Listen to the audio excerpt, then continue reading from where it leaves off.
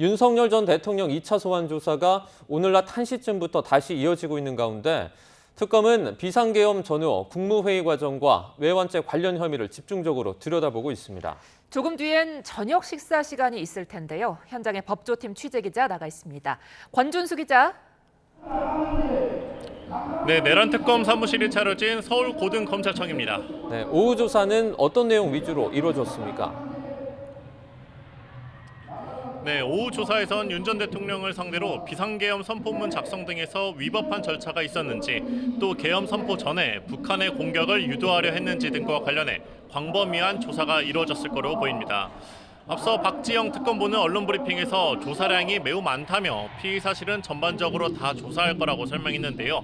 특검은 지난해 12월 3일 비상계엄 전후로 열린 국무회의에서 국무위원회 심의 의결권이 침해됐고 일부 국무위원은 사전회의에 소집되지도 않았는데 이로 인해 이들이 계엄 선포를 심의할 권한을 박탈당했다는 것이 입증된다면 윤 전 대통령에게 직권남용 권리행사 방해 혐의를 적용할 수 있을 전망입니다.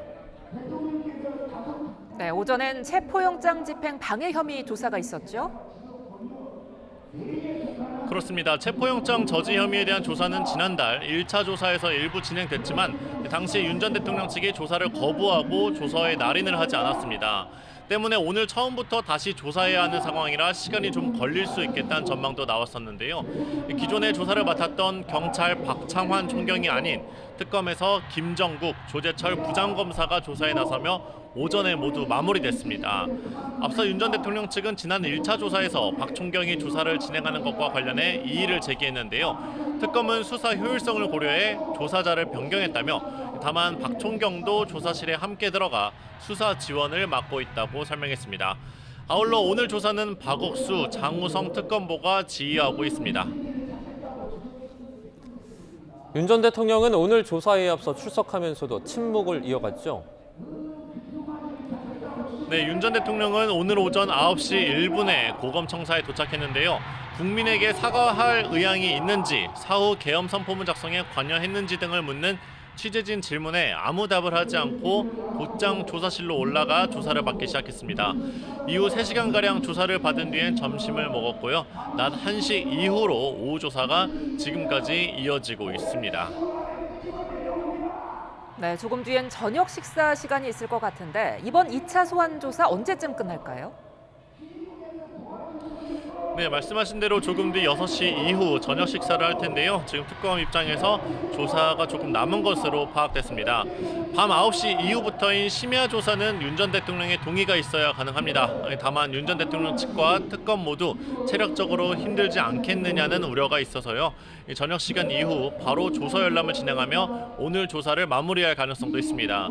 지난번에는 조서 열람에만 3시간이 넘게 걸렸고 새벽 1시 이후에 윤 전 대통령의 귀가가 이뤄졌는데 오늘도 윤 전 대통령의 변호인 측이 꼼꼼하게 조사를 보겠다는 입장이라 윤 전 대통령이 언제 청사 밖으로 나올지는 지켜봐야 할 것 같습니다.